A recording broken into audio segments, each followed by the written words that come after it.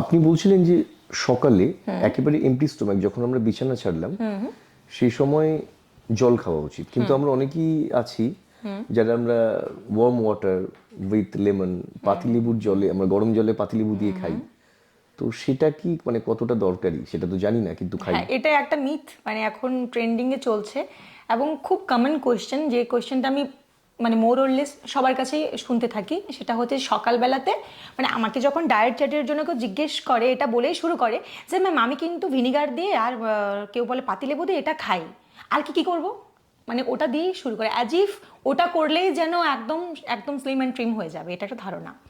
এই বিষয়ে আমি কথাটা বলি, আমি কেন বললাম শুধু জল খেতে, কারণ ধরুন আপনার গ্যাসের প্রবলেম আছে, বা ধরুন আপনার ডায়াবেটিস আছে, আপনি মেডিসিনের মধ্যে আছেন, বা আপনি নর্মাল একজন মানুষ, বা একজন মহিলা যে প্রেগনেন্ট ওমেন, বিভিন্ন মানুষ বিভিন্ন, জল সবার জন্যই দরকারি, জলটা খেলে কারো কোনো সমস্যা হবে না, সেই জন্য জল। এবার যদি কোনো গ্যাসের কারো কোনো প্রবলেম আছে, সেই মানুষ যদি এসে আমাকে বলে যে ম্যাম সকালে কি খাবো, তার জন্য যে মানে প্রসেস, আমি একটা সকালবেলা যে জলটা আমি খেতে বলবো, লাইক সেখানে মেথি থাকবে, আজওয়ান থাকবে, লাইক আজওয়ান টি, সেটা আরও কিছু কিছু ব্যাপার আছে যে আমি কী কী অ্যাড করবো সেখানে, যাতে করে তার সারাদিনের ওই বিষয়টা কেটে যায়। মানে আমার গ্যাসের সমস্যা হচ্ছে, আমার মনে হচ্ছে গলাতে কিছু একটা উঠে আসছে, এটা আমি শুনতেই থাকি, সেটা কেটে যাবে, এটা তাদের জন্য।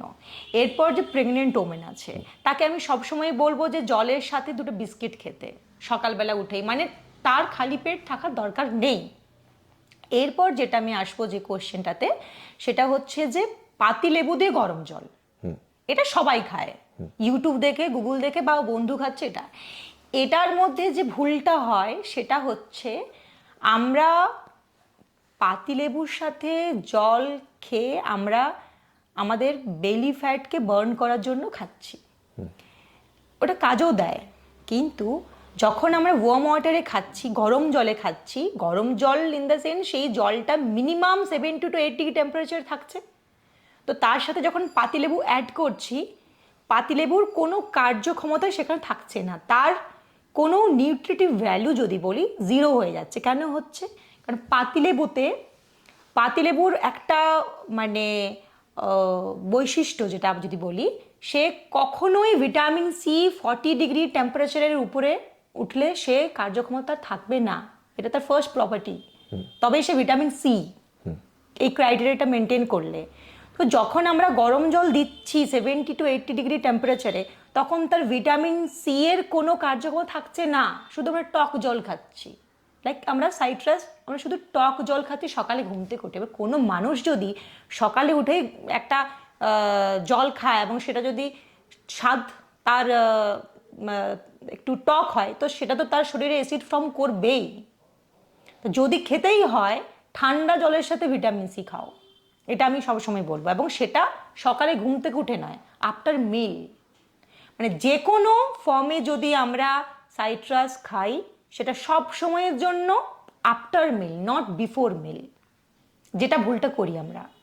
আর যদি একান্তই তাকে ভিটামিন সি খেতেই হবে সকালে ঘুম থেকে উঠে, ঠান্ডা জলের সাথে। তাহলে একেবারে সকালে শুরুটা তাহলে ঠান্ডা জলে, নর্মাল জল, নর্মাল। নর্মাল। এরপর কেউ শীতকাল আসলো একটু ওয়ার্ম ওয়াটার খেলো, খেতেই পারে 40-50 ডিগ্রি, কিন্তু সে ভিটামিন সি দিয়ে নয়, মানে ওই লেবু চিপকে রস দিয়ে নয়, শুধু জল খাক, ঘুম থেকে উঠে জল, ঘুমোতে যাওয়ার আগে জল, সেটা ডিহাইড্রেটটাকে আমাদের হাইড্রেট করবে, জল জল সবসময়ের জন্য ভালো, এটাই।